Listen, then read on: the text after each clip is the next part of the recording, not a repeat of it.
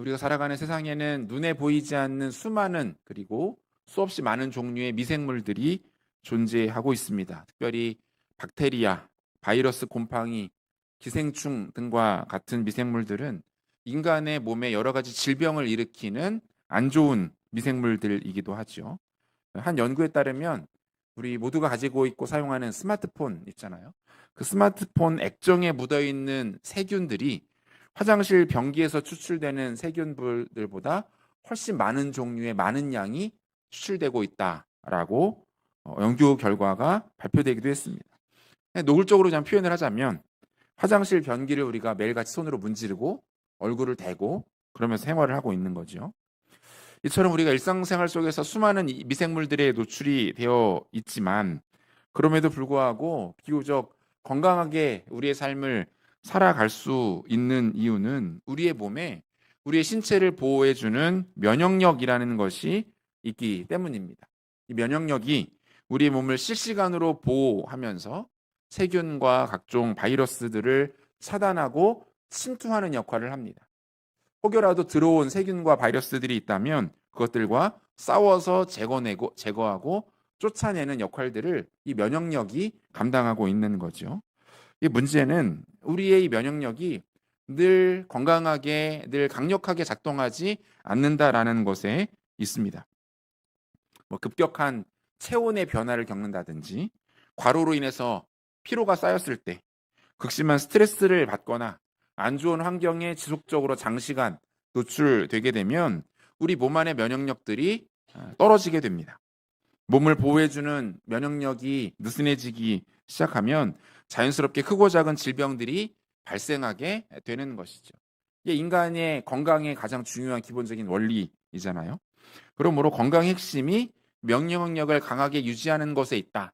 다들 알고 계신 내용이죠. 이래서 우리가 보약도 드시기도 하고 영양제를 꾸준히 섭취하시기도 하고 면역력 강화에 도움이 된다는 식재료를 꾸준히 섭취하기도 합니다. 여러분, 우리의 영혼에도 이 면역 시스템이 있다라는 것 알고 계십니까? 사람이 사망하게 되면 이 면역력도 질병도 모두 의미가 없는 것처럼 영혼이 죽어 있는 사람에게는 이 영적인 면역력이라는 것이 큰 의미는 없습니다. 하지만 성도는 어떤 존재입니까? 예수 그리스도를 믿음으로 말미암아 구원을 받아서 새로운 생명을 가지고 새로운 인생을 살아가는 존재들이지요. 다시 말하면 영적인 생명력을 갖고 살아가는 존재가 바로 성도라고 말할 수 있습니다. 동시에 죄 가운데 그리고 세상의 유혹과 시험들 가운데 노출되어 있기도 합니다. 생명을 가지고 있는데 죄와 시험과 유혹들이 우리 주변에 널려 있는 거예요. 어떤 일들이 일어나겠습니까? 우리 몸의 면역 체계가 세균이나 바이러스들과 싸우는 것처럼 우리의 영적인 면역 시스템이 죄와 싸우는 일들이 신자의 삶 가운데 일어나게 된다라는 거예요. 우리 몸에 면역력을 공급하는 것처럼 우리에게 영적인 면역력을 공급해 주시는 분은 바로 성령님이십니다. 성령께서는 신자들과 함께 하시면서 죄 그리고 옛 자아와 싸울 수 있는 힘과 능력을 공급해 주시는 거예요. 그래서 우리가 신앙생활하다가 성령이 충만하고 하나님과의 관계가 좋고 은혜를 많이 받는 가운데에는 어떤 일들이 일어납니까? 우리의 영적인 면역력이 강해져 있는 거죠. 그래서 어때요? 죄를 이겨냅니다. 유혹이 찾아와도 그것을 물리칠 수 있게 됩니다. 안 좋은 일이 생기고 누군가 나의 감정과 화를 돋우어도 그것들을 참아내고 견뎌내고 이겨낼 수가 있는 거예요. 하지만 안타깝게 늘 우리가 그렇지 못하죠. 반대로 하나님과의 관계가 멀어지고 성령 충만함이 나타나지 않고 그리하여서 성령께서 공급하시는 영적인 면역력이 우리에게 줄어들게 되면 어떻습니까? 죄를 짓기도 하고 유혹을 참지 못하고 유혹에 빠지기도 하고 시험을 당해서 시험에 쓰러지는 일들도 일어나기도 합니다. 이것이 반복되는 것이 신자의 삶에 나타나는 모습이라는 거예요. 중요한 건 뭡니까? 지고 이기고보다 사실 더 중요한 것이 있는데 중요한 것은 생명이 있다라는 것이고 생명이 있는 존재에게는 반드시 이 싸움이 일어난다라는 것이 가장 중요한 포인트라는 거예요. 싸움이 있다라는 것은 살아있다라는 뜻입니다. 사람이 죽어서 시신이 되면 더 이상 몸에서 아무런 반응도 작용도 일어나지 않습니다. 죽어있기 때문에 싸움도 종료되는 거예요. 싸움이 있다라는 것은 그 영혼이 살아있다라는 뜻입니다. 영혼이 죽어있는 사람들에게는 싸움이 일어나지 않아요. 하지만 영혼이 살아있는 사람들, 영적인 생명을 가지고 있는 사람들에게는 이 싸움이 실시간으로 벌어지게 된다라는 거예요. 바울은 갈라디아 교회 성도들에게 하나님의 은혜와 믿음으로 말미암아 구원받은 자들에게 나타나는 중요한 특징에 대해서 오늘 본문을 통해 설명하고 있는데요. 본문 16절 보시면 내가 이르노니 너희는 성령을 따라 행하라. 그리하면 육체의 욕심을 이루지 아니하리라. 이렇게 말합니다. 가장 중요한 명령이에요. 성령을 따라 행하라. 성령을 의지하라. 성령을 쫓아가라. 성령의 충만함을 구하라. 다 같은 의미로 해석할 수가 있겠죠. 성령은 어떤 분이십니까? 예수님께서 승천하신 이후에 예수님께서 하셨던 역할과 사역을 대신 감당하시는 분이 바로 보혜사 성령님이십니다. 요한복음 14장 16절 같이 한번 읽겠습니다. 내가 아버지께 구하겠으니 보혜사를 너희에게 주사 영원토록 너희와 함께 있게 하리니. 26절도 같이 읽겠습니다. 보혜사 곧 아버지께서 내 이름으로 보내실 성령 그가 너희에게 모든 것을 가르치고 내가 너희에게 말한 모든 것을 생각나게 하리라. 보혜사라는 단어가 있죠. 우리 성경이 이 단어를 참 잘 번역했어요. 보호하시면서 은혜를 주시는 스승, 이런 뜻입니다. 예수님께서 제자들에게 해주셨던 역할, 3년간 공생애를 보내시면서 예수님이 제자들을 보호해 주셨죠. 그들 가운데 은혜를 베풀어 주셨어요. 그리고 그들을 하나하나 가르치시면서 그들의 스승이 되어 주셨습니다. 십자가와 부활의 사명을 완수하신 이후에 다시 하늘로 올라가시면서 약속하십니다. 또 다른 보혜사를 너희에게 보내겠다. 그렇게 제자들에게 오신 분이 바로 성령님이시죠. 성령님은 비록 눈에 보이시지는 않지만 예수님께서 감당하시지 못하는 일을 감당하십니다. 그것은 무엇입니까? 신자 개개인의 마음 가운데 함께 하시면서 영원토록 신자들을 떠나지 않으시는 사역을 하시는 거예요.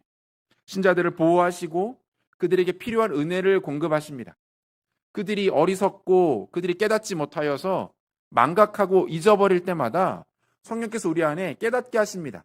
들었던 말씀을 생각나게 하시고 누군가의 진심 어린 영적인 권면을 기억나게 하시고 내가 읽고 묵상했던 말씀이 불쑥 솟아올라 나를 붙들어주는 은혜를 경험하게 하십니다.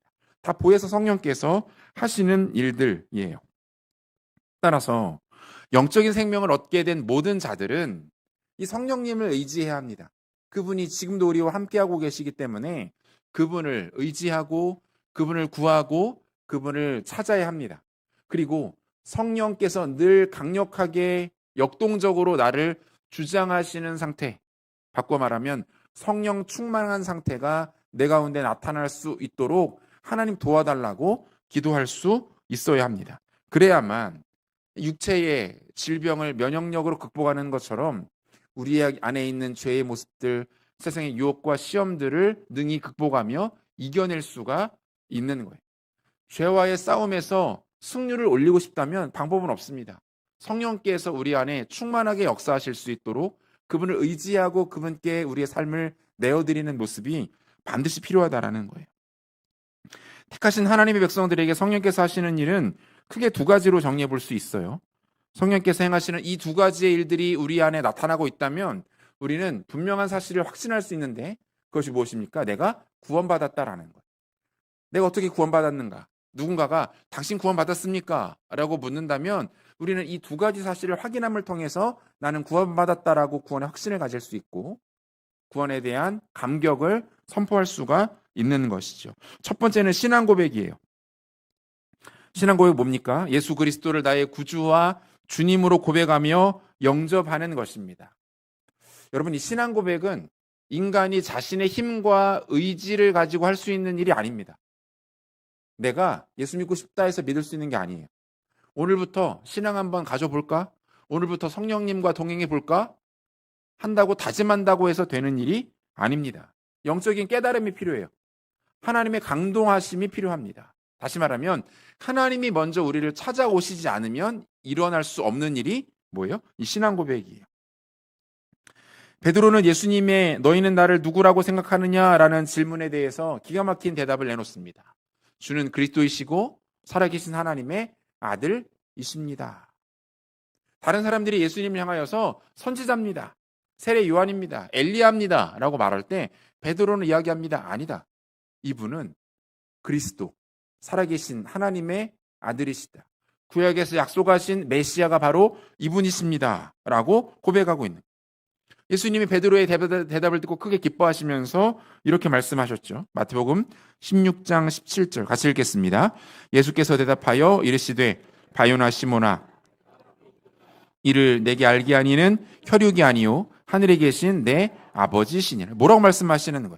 베드로가 이 신앙 고백을 하자마자 예수님께서 너가 어떻게 그렇게 고백할 수 있었는지에 대해서 설명해 주고 계시는 거죠. 그것은 너가 스스로 깨달아서 할 수 있었던 말이 아니야. 너가 다짐하고 논리적으로 이성적으로 판단해서 할 수 있었던 말이 아니야. 하나님이 너에게 고백하게 하시는 거야. 하나님이 너에게 알려주시는 거야 라고 말하고 있는 거야. 오늘 우리의 표현으로 바꿔보자면 성령께서 그로 하여금 고백하게 하신 겁니다. 하나님의 은혜로 구원받은 사람은 반드시 진실된 신앙의 고백을 하게 됩니다. 예수님이 나의 주님이십니다. 예수님이 나의 죄를 대신하여 십자가에 달려 죽으셨습니다. 3일 만에 부활하셨고 나는 이 사실을 믿음으로 말미암아 영원한 생명 구원에 이르게 되었습니다. 우리 안에 진실된 이 고백이 있다면 우리는 구원받은 겁니다. 우리의 연약함, 우리의 약점이 이 사실을 취소할 수가 없어요. 왜요? 이 일은 내가 한 게 아니라 성령께서 하신 일이기 때문에 그래요. 성령께서 하시는 일 두 번째는 뭡니까? 거룩과 경건을 향한 열정을 우리 안에 심어주십니다. 거룩과 경건을 향한 열정을 우리 안에 주입하시는 분이 성령이세요. 예수님을 자신의 구주와 주인으로 영접한 사람은 자연스럽게 이전의 삶과는 달라진 삶을 살아갈 수밖에 없습니다. 주님을 알지 못하던 때의 삶 전체를 부정합니다. 그건 아니었다. 그렇게 살아가서는 안 되는 것이었다. 이제는 그것으로 돌아가지 않겠다. 새로운 삶에 대한 갈망이 생기게 되는 거예요. 이 말씀을 들으면 어때요? 말씀대로 살고 싶어지는 거예요. 그런 삶이 내 가운데 기쁨이 되는 겁니다. 이전에 못된 행실들, 언어 습관, 성격 바뀌기 위해서 노력하고 애쓰기 시작합니다. 반대로 주님을 알기 전에 내가 좋아했던 것들이 있었어요. 추구하던 가치들이 있었습니다. 기쁨으로 삼던 것들, 소망과 만족과 위로로 삼던 것들이 있었습니다. 그런데 예수님 만나서 복음을 경험하고 나니까 그게 더 이상 매력적이지가 않은 겁니다. 오히려 혐오스럽기까지 합니다. 왜요? 예수님 알기 전에 추구하던 것들이 죄에 근거한 것들이었음을 이제서야 비로소 깨닫게 된 거예요. 대표적인 인물이 바울이죠. 빌립보서 3장 8절 보니까 또한 모든 것을 해로 여김은 내 주 그리스도 예수를 아는 지식이 가장 고상하기 때문이라. 내가 그를 위하여 모든 것을 잃어버리고 배설물로 여김은 그리스도를 얻고 이렇게 돼 있는데 바울은 세상의 가치에 흠뻑 젖어 살아가던 사람이었어요.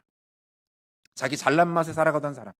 자기가 열심히 살았고 도덕적으로 탁월하게 살았고 모범적으로 살았던 것에 취해서 그것이 자신의 전부였던 사람. 그렇게 못 사는 사람들을 비난하고 정죄하고 심지어 자신이 진리로 여기는 것과 다른 가치를 추구하는 사람들을 붙잡아서 때리고 감옥에 집어넣고 심지어 살해했던 사람이 그였습니다. 하지만 어떻습니까? 담메색으로 가던 길에 예수님 만나고 180도로 달라집니다. 이전의 삶에서 벗어납니다. 하나님 마음에 합당한 삶을 살아가기 위해서 애쓰기 시작합니다. 자신의 모든 생애를 그것에 헌신하기까지 합니다. 전혀 다른 삶을 살아가는, 이전과는 상상할 수 없던 삶을 살아가면서 이 삶을 추구하고 기뻐하고 영광스럽게 여기기 시작합니다. 우리가 자주 살피죠. 누가복음에 나오는 삭개오 어떻습니까? 재물에 대한 욕심과 갈망을 갖고 살아갔던 사람. 그런데 예수님이 그의 인생에 들어오시자 어떤 변화가 일어납니까? 자신의 재물 중요하지 않게 된 거예요. 예수님 만나고 나니까 그 소중하게 여겼던 돈, 재산 아무 쓸모 없다라고 고백하고 있는 것을 보게 됩니다. 예수님을 만나고 복음을 경험하면 거룩한 삶에 대한 선한 열정이 생기게 됩니다. 개인에 따라서 반응하는 모습이나 느끼는 정도의 차이는 있을 수 있으나 중요한 건 뭡니까? 방향 자체가 바뀌게 되는 거예요. 이전에는 내 맘대로 살았어요. 세상의 가치를 추구했어요. 자신의 탐욕과 욕망을 채우기에 급급했습니다. 예수님 만나고 나니까 말씀 듣는 게 좋은 겁니다.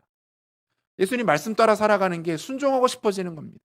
거룩하고 경건하고 깨끗하고 고귀하게 살아가는 것이 삶의 중요한 가치로 자리하게 되는 거예요. 죄가 미워집니다. 예전에는 즐기고 사랑하며 즐겼던 것들이 이제는 혐오하게 되는 것들, 보고 싶지 않은 것들, 가까이 하기 꺼려지는 것들로 바뀌게 되더라는 거죠. 우리가 지난주에 방종에 대해서 살폈죠. 갈라디아서 5장 13절 보니까 형제들아 너희가 자유를 위하여 부르심을 입었으나 그러나 그 자유로 육체의 기회를 삼지 말고 오직 사랑으로 서로 종노릇하라 이렇게 말합니다. 영적 방종이란 무엇이었습니까? 자유로 육체의 기회를 삼는 거예요. 그러니까 쉽게 말하면 뭡니까? 구원받았다라고 주장하면서 과거의 악한 습관과 죄는 그대로 누리는 상태. 이것이 방종의 모습이었죠. 나 구원받았어. 나 예수님 믿어. 라고 말은 하지만 거룩에 대한 열망과 경건에 대한 열정은 전혀 나타나지 않는 것. 그래서 죄를 즐기고 이전의 삶을 그대로 살아가지만 그 어떤 마음의 책망도 가책도 느끼지 못하는 상태. 죄에 대한 합리화를 이어가는 상태. 여러분 이것은 무엇입니까? 복음과 구원에 대해서 잘못 이해하고 있는 거예요. 성령께서 그 사람의 마음 가운데 온전히 들어가서 역사하시지 않는 증거라는 겁니다. 여러분 기억하세요. 예수님의 십자가와 보혈의 공로로 인해 구원을 받게 되면 새로운 생명이 주어지게 됩니다. 그리고 우리의 육체가 세균과 바이러스와 맞서 싸우는 것처럼 우리의 영혼 또한 어떻습니까?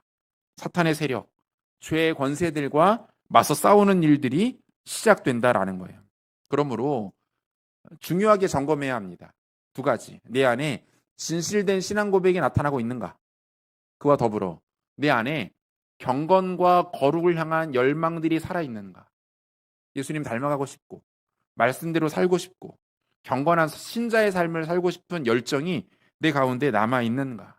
실제로 그렇게 사는가 못 사는가는 그 다음의 문제예요. 중요한 것은 무엇입니까? 진실된 신앙 고백과 거룩에 대한 열망이 내 가운데 남아있는가? 이 두 가지가 우리 안에 있다면 여러분은 구원받는 것이 분명합니다. 여러분은 하나님 백성 된 것이 분명하다는 거예요. 중요한 것은 뭡니까? 싸움이 있는지를 확인하는 거예요. 예수님 만나기 전에 우리는 사탄의 세력 가운데 있었죠. 원수 마귀의 지배와 영향을 받고 있었습니다. 에베소서 2장 2절과 3절인데요. 같이 한번 읽겠습니다. 그때에 너희는 그 가운데에서 행하여 곧 지금 불순종의 아들들 가운데에서 역사하는 영이라. 전에는 우리도 다 그 가운데에서 우리 육체의 욕심을 따라 지내며 육체와 마음에 원하는 것을 하여 다른 이들과 같이 본질상 진노의 자녀였더니 이렇게 되어 있습니다. 과거의 모습이었다는 거예요. 그러니까 마귀의 수하에서 마귀의 권세 아래 거하면서 죽음을 향해 열심히 달려가면서 뭐 합니까? 죄를 마음껏 지면서 누리며 즐거워합니다. 그 더럽고 추악한 죄가 전부인 줄 알고 살아갑니다. 그렇게 가다가 멸망으로 빠지게 되는 거예요. 그런데 하나님의 은혜로 우리는 주인이 바뀌게 되었습니다. 예수님께서 십자가에서 자신의 죽음을 통해 대가를 치르시면서 우리를 건져 오신 거예요. 속량하신 거죠. 대가를 지불하고 우리를 당신의 소유로 사갖고 오신 거예요. 입장이 바뀌었습니다. 에베소서 2장 4절 5절. 긍휼이 풍성하신 하나님이 우리를 사랑하신 그 큰 사랑을 인하여 허물로 죽은 우리를 그리스도와 함께 살리셨고 너희는 은혜로 구원을 받은 것이라. 그러니까 사탄의 입장에서 보면 저 여러분 신자들은 어떤 존재입니까? 일종의 배신자들이에요. 예전에는 내 밑에 있었고 나의 부하였고 나의 수종이었는데 이제는 다른 영역으로 건너가 버린 존재들. 빼앗겼으니 다시 되찾고 싶겠죠. 그래서 어떻게 합니까? 악질적으로 괴롭히고 공격하기 시작합니다. 이걸 가리켜서 우리가 영적 전쟁 이렇게 부르는 거예요. 예전에는 우리의 주인이 사탄 원수 마귀였는데 지금은 그렇지가 않습니다. 마귀는 한때 자신이 소유하고 있었던 자들을 다시 되찾아오기를 원합니다. 그래서 어떻게 하는 거예요? 괴롭힙니다. 고통스럽게 합니다. 유혹합니다. 시련을 줍니다. 느슨하게 만듭니다. 나태하게 만들어 버립니다. 실제로 신자를 향한 마귀의 공격은 두 종류로 나타나는데, 첫 번째가 핍박과 박해. 과거 로마 시대의 초대교회를 향해서 그랬죠. 오늘날에도 공산권, 이슬람권 사회, 타종교 문화권에 있는 교회와 성도들은 여전히 이러한 마귀의 공격과 핍박으로 인하여서 어려움을 겪고 있는 것이 현실입니다. 우리도 자주 기도하지만 가까운 북한만 하더라도 어떻습니까? 여전히 신앙의 자유가 주어져 있지 않아요. 예수 믿으면은 실제로 죽임을 당합니다. 비참한 지경에 처하게 됩니다. 한 가정이 무너지는 일들이 지금도 벌어지고 있습니다. 그 가운데 핍박과 박해 속에서 어렵게 신앙을 지켜가고 있는 거예요. 마귀의 공격이죠. 두 번째는 뭡니까? 죄의 유혹과 각종 중독의 모습들로 신자와 교회를 무너뜨리려 한다는 거예요. 죄의 유혹과 복음이 아닌 다른 가치들에 대한 중독의 시험들이 끊이지 않습니다. 그래서 여러분, 이런 모습들은 각자마다 다 달라요. 여기 앉아 계신 분들마다 우리의 개인적인 영적인 약점들이 다 있습니다. 어떤 분은 물질에 대한 약점을 가지고 계신 분들이 있어요. 어떤 분들은 관계에 대해서, 어떤 분은 인정받는 것에 대해서, 어떤 분은 분노에 대해서, 어떤 분은 성적인 문제에 대해서, 어떤 분은 열등감에 대해서. 각자가 살아오는 과정에서 받았던 상처들, 또는 개인이 가지고 있는 기질들, 부모로부터 물려받은 어떠한 유전적인 영향들로 인하여 개인이 가지고 있는 약점들이 다 있습니다. 심지어 우리가 모르는 것들도 마귀가 알아요. 그래서 그 부분을 집요하게 공격하기 시작합니다. 우리의 약점을 찾아서 건드립니다. 그 점을 집요하게 물어뜯으면서 우리를 무너뜨리기 위하여서 애쓰는 것이 사탄의 방식이에요. 이러한 부분들에서 넘어지게 되면 신자로서 입는 영적인 타격감은 적지 않습니다. 내가 또 실패했구나. 나는 말씀대로 살기를 원하는데 내가 또 죄를 지었구나. 나는 경건하게 거룩하게 살기를 원하는데 내가 이 지점에서 또 실패했구나. 더 절망적인 것은 매번 같은 문제에서 계속 걸려 넘어져요. 똑같은 부분에서 또 걸려 넘어집니다. 회개하죠. 하나님 잘못했습니다. 안 그럴게요. 제가 다시는 죄지지 않겠습니다. 아니요. 며칠 못 가서, 아니 심지어 몇 시간 못 가서 똑같은 문제, 똑같은 이슈에 또 걸려 넘어집니다. 그럼 그게 우리들의 모습이에요. 이런 생각이 들면 우리 안에 영적인 무기력함이 생겨요. 다른 말로 영적인 침체라고도 부릅니다. 가라앉는 거예요. 하나님 앞에 나가는 것이 두려워집니다. 내가 이렇게 매일같이 반복해서 죄를 짓는데 그래도 하나님이 나를 기뻐하실까? 하나님 나를 버리시는 것은 아닐까? 하나님 나를 용서하지 않으셔서 내가 결국 지옥 가는 것은 아닐까라는 두려움이 엄습하기 시작합니다. 예배에 나오기 싫어집니다. 여러분, 죄 짓고 나면 예배에 나오기 되게 싫어집니다. 이 자리에도 오시기 전까지 이것 가지고 싸움하다가 오신 분들 아마 있을 거예요. 영적인 침체가 우리 안에 들어오기 시작합니다. 사탄의 전략이에요. 사실상 진지하게 예수 그리스도를 따르기 원하는 자들에게 나타나는 연약함이고 공통적인 모습이라는 겁니다. 바울에게도 동일한 고민이 있었어요. 그 바울도 여러분들이 가지고 있는, 우리가 가지고 있는 이 아픔이 똑같이 있었습니다. 로마서 7장 21절과 24절까지, 로마서 7장 21절에서 24절까지인데요. 한 절씩 교독하도록 하겠습니다. 제가 먼저 읽습니다. 그러므로 내가 한 법을 깨달았노니 곧 선을 행하기 원하는 나에게 악이 함께 있는 것이로다. 내 속사람으로는 하나님의 법을 즐거워하되 내 지체 속에서 한 다른 법이 내 마음의 법과 싸워 내 지체 속에 있는 죄의 법으로 나를 사로잡는 것을 보는도다. 오호라, 나는 곤고한 사람이로다. 이 사망의 몸에서 누가 나를 건져내랴. 그러니까 바울이 예수님 만나고 나서 자신을 깊이 성찰하다 보니까 두 가지의 법을 발견한 거예요. 예수님 믿고 나니까 예수님 너무 좋은 겁니다. 말씀 따라 살고 싶어요. 닮고 싶어요. 거룩해지고 싶어요. 그 갈망이 너무 큰데 그 갈망 못지않게 여전히 과거에 자신을 붙들고 있었던 죄의 실체가 견고하게 남아있는 것들을 확인하는 거예요. 두 가지 가운데 갈등하고 부딪히고 있는 자신의 모습을 발견하는 거예요. 24절에 뭐라고 말해요? 오호라, 나는 곤고한 사람이로다. 무슨 뜻이에요? 처참하다는 거예요. 지금 내 꼴이 비참해 죽겠다는 거예요. 형편없이 못 봐주겠다는 거예요. 이 사망의 몸에서 누가 나를 건져내랴. 이 비참한 지경에서 이러지도 못하고 저러지도 못하고 이 상태에서 만족하지도 못하고 저 상태에서도 만족하지 못하는 이 상황에서 누가 나를 건져낼 수 있겠는가라고 고통스러워 하고 있는 거예요. 그럼 바울도 이 고민이 있었어요. 사랑하는 성도 여러분, 여러분 안에 이러한 고민과 아픔이 있다면 여러분 그것은 여러분들이 구원받은 증거인 줄로 믿으시기를 바랍니다. 힘들 거예요. 위로의 말씀을 전합니다. 동시에 한 가지 좋은 소식은 이 아픔 가운데 있는 우리가 구원받았다라는 명확한 증거를 갖고 있다는 사실입니다. 우리 안에 영적인 생명이 남아있는 거예요. 그래서 싸우는 거예요. 필요한 건 뭡니까? 이 싸움에서 물러서지 않는 겁니다. 아까 말씀드렸죠. 승률은 중요하지 않을 수 있어요. 문제는 뭡니까? 싸움을 포기하지 않는 겁니다.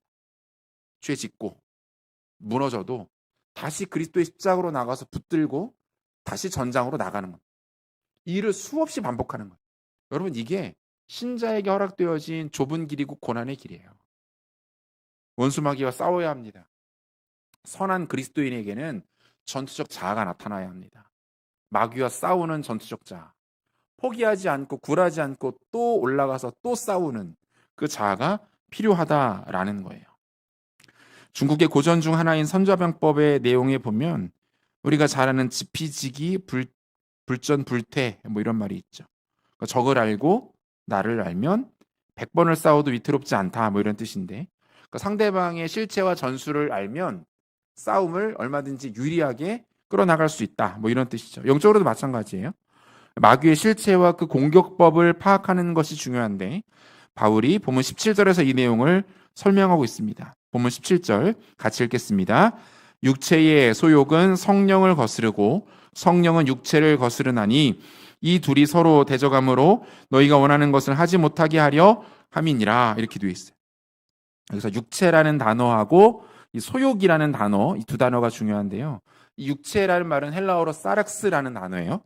단순히 몸이나 어떤 신체, 우리의 육체를 말하는 게 아니라 인간의 악한 본성, 인간의 악한 마음 전체, 그리고 그것으로부터 파생되는 죄의 실체와 영향력 모두를 말하는 것이 육체입니다. 육체. 육체의 소욕 이렇게 되어 있죠. 소욕은 뭔가? 헬라어로 에피수미아라는 단어인데 이 소욕이라는 말은 지나친 욕심이라는 뜻이에요. 과한 집착, 이게 소욕입니다. 육체의 소욕 이렇게 말하는 건 뭐예요? 우리가 가지고 있는 욕심이 선을 넘게 되는 상태를 의미하는 거예요. 에덴 동산에서 아담과 하와가 저지른 죄의 본질은 뭡니까? 선을 넘은 것이죠. 하나님이 동산의 모든 실과를 허락하셨어요. 그리고 선을 딱 하나 그어주십니다. 다 먹어도 돼. 마음껏 다 먹어. 다 즐겨. 그런데 이 선은 넘지 마. 선악과만 건드리지 마. 선을 정해주셨어요. 그런데 아담과 하와가 그 선을 넘보기 시작합니다. 선 너머에 있는 것들을 바라보기 시작합니다. 그리고 마귀에게 유혹을 당해서 선을 넘어버리고 말죠. 이게 바로 소욕이에요.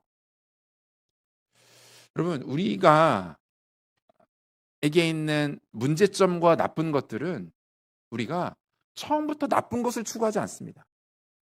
저를 비롯해 이 자리에 앉아 계신 분들 중에 막 죄악을 도모하고 이러신 분들 없잖아요. 지병수에 내려져 있고 이런 분들 없잖아요. 나쁜 것을 추구하지 않는다고요. 살인을 계획하거나 사기를 도모하거나 그런 분들 생각보다 만나기 그렇게 쉽지 않아요. 살아가다 보면. 그런데 하나님의 기준은 다른 데 있어요. 하나님의 기준은 뭐냐면 그것이 좋은 것, 선한 것이라 할지라도 하나님이 정하신 선을 넘으면 그것은 악이 됩니다.